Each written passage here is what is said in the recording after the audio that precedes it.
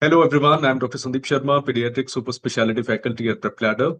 And with the INISS results being out, we have Dr. Kirti Pai with us.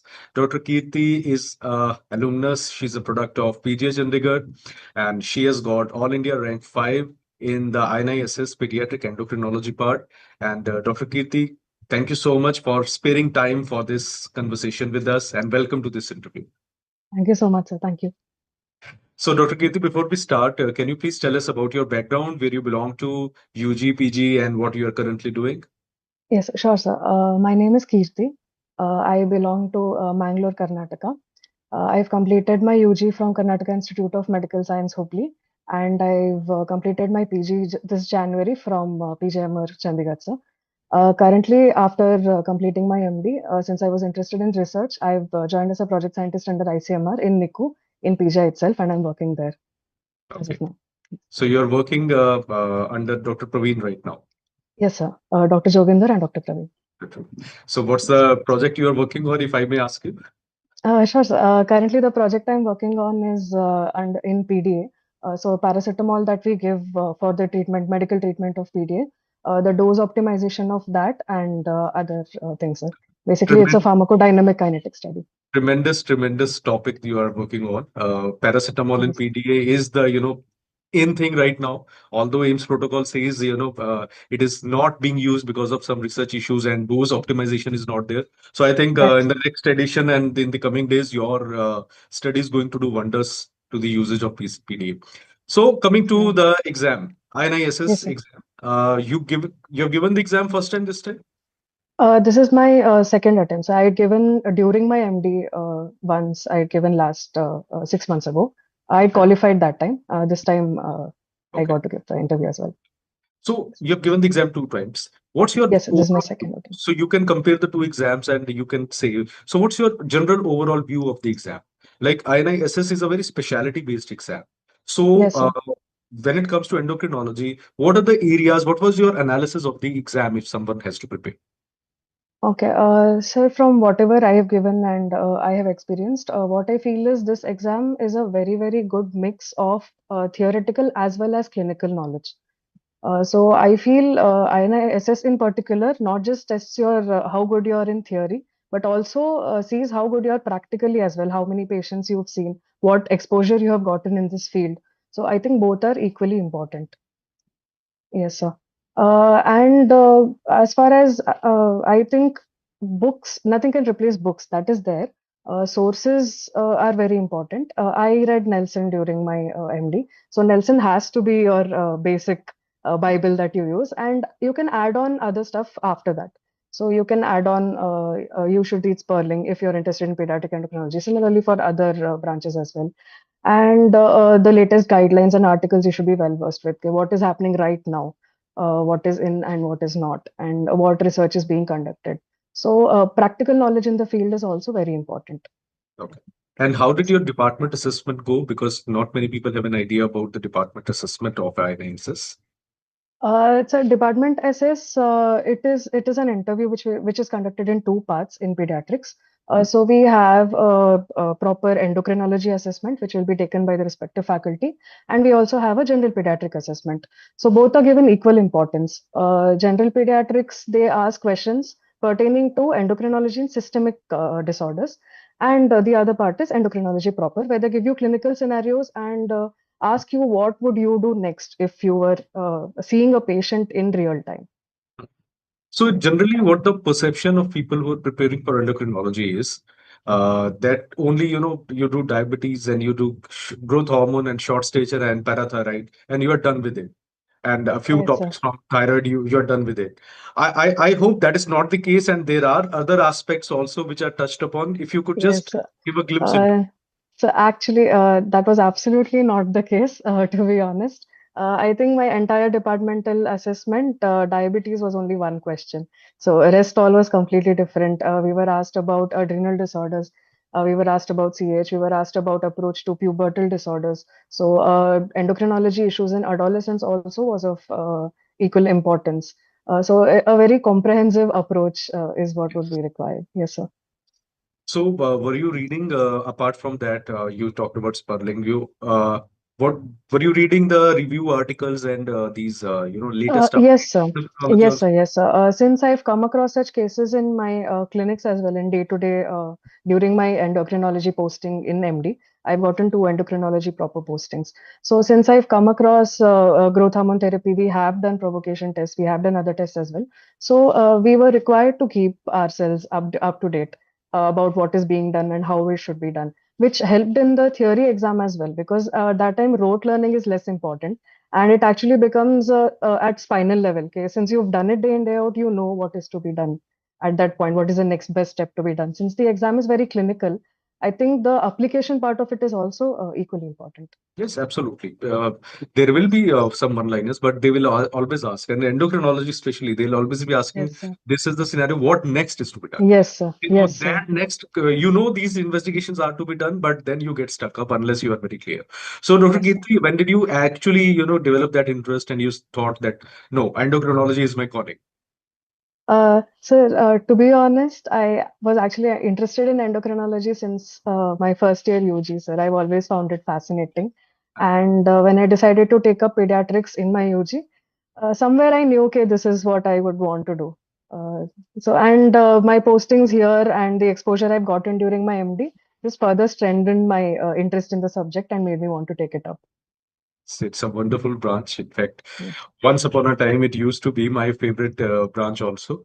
If I Oh, would have gone and completed my SS, I would have definitely targeted endocrinology. My thesis was in diabetes only under oh, Dr. Devi Dayal sir and Dr. that's Rakesh. wonderful, sir. So I've done under sir only. Okay, So that's why, I can okay, feel that okay. drive. So, Dr. Kirti, one more thing. Like, there you have got into the top five, but there must be a few things at the back of your mind I could have done better. If you have to say to yourself, what are the things you would do and what are the things you would not do while you are preparing for this exam? Right, sir. The things I would do, I think, like I said, the basic amount of knowledge that you need is Nelson and a few things on top of that. Another thing is, I think I would try to be more well versed with clinical scenarios, because my what I used to think was that in the exam it would be a general mix of facts-based questions and clinical questions, like it was in NEET PG. So that was my general perception of the exam. But after giving the exam, I realized that at super specialty level, I think you need to be much more thorough with clinical scenarios.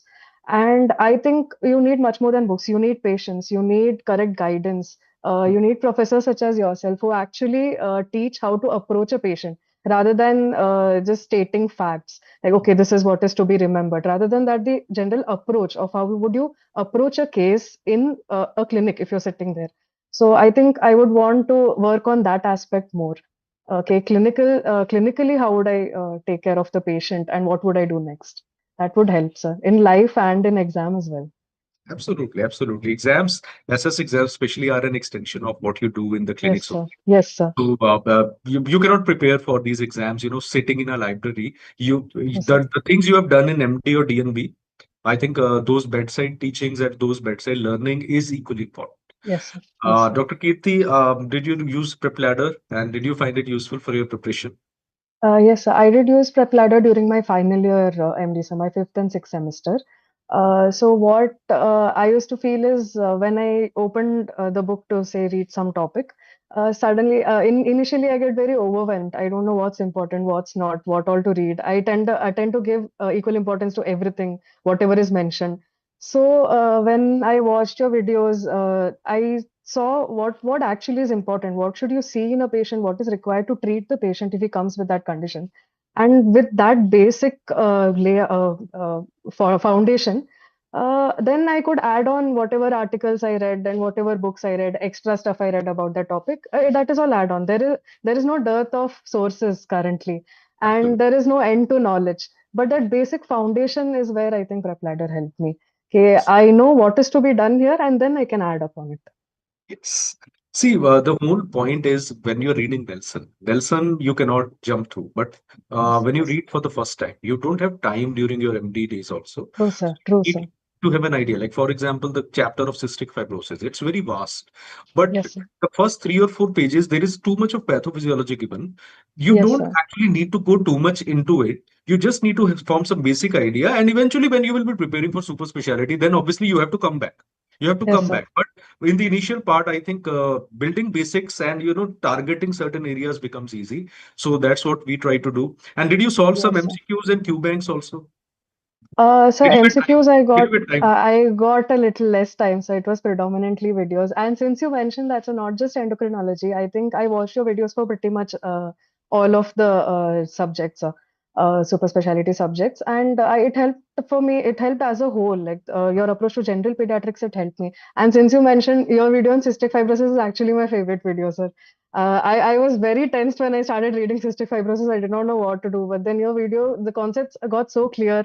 I didn't feel like I needed to read anything else for that particular topic, actually. Thank you Yes, so much. Cystic fibrosis, CAH, and type DK. These were the three topics. I, for some reason, had a lot of problem when I was doing my MD. So it was right, I sir. took it personally when I started making the content that these areas I have to do a bit different so that if Yes, I'm sir. teaching my younger self, it should be better. So, Right, Dr. sir. Right. Kirti, like what is the plan? Obviously, you are not satisfied, and you'll be going for another shot at this. And Yes, we sir. do pray, and I'm almost 100% sure that we'll be taking your interview again once you So get into thank you it. so Right much, sir. now, you're into research as well, so do your research and alongside prepare for the exam also. Right, But sir. there will be a lot of people who will be targeting the INISS exam in the coming months. And Right, a sir. lot of people, they will be targeting other branches, like, for example, neurology or neonatology or critical Right, care. sir. So, what is the advice you would give to them regarding the overall approach for the specialty-driven exam like INISS? Right, sir. Overall approach, like I said, would be to get your basics right. First thing is you have to lay your basic foundation in whichever super specialty exam it is. It could be watching videos first and then books, or vice versa. So, whatever helps you, you can do that. But I would also stress upon the importance of solving MCQs wherever available to strengthen your concepts. So, once you get your basics right and then you solve questions, especially clinical scenarios, I think that would be the way to go. That will help not just in your theory, the 60 marks theory exam, it will also help in the interview as well since they will be checking your approach more than anything else. Awesome. Very, very nice. In a very limited words, Dr. Kirti has summarized all the things that you need to know. So at end of the day, INISS is a specialty driven. Your focus on specialty has to be a bit more. You need to add something. Like for neurology, you have the AIMS NICU protocols. Yes, For critical care, you have AIMS PICU protocols. But for neurology, endocrinology, cardiology, you need to pick one additional book and maybe try yes, to sir. do it in a retro manner, but go more into details. Dr. Yes, Kirti, thank you so much. And thank you, the sir. wall behind you is actually, very inspirational for me. Once upon a time, my wall used to look like that. So I'm reliving my days of, MD time, just conversing with you and having So, a look at all those sticky so notes. I've had this wall behind me since my UG days, sir. This is my 20th notebook that we make to revise stuff in the end. So this is what I usually do. Yes. Yes. Great, great conversing with you, Dr. Kirti. And on behalf Thank you of the so much, entire sir. team, I wish you all the very best and may you do excellent in life and may your research project come across well and may we be reading your article. I would be very interested in reading that article. And second Sure, thing, sir. I'm looking forward to taking your interview again. Thank you, sir. Thank you so Okay. much, sir. Yeah. Thank So you, sir. thank you for your time, Dr. Kirti, and Yes. all the best. Thank you, sir.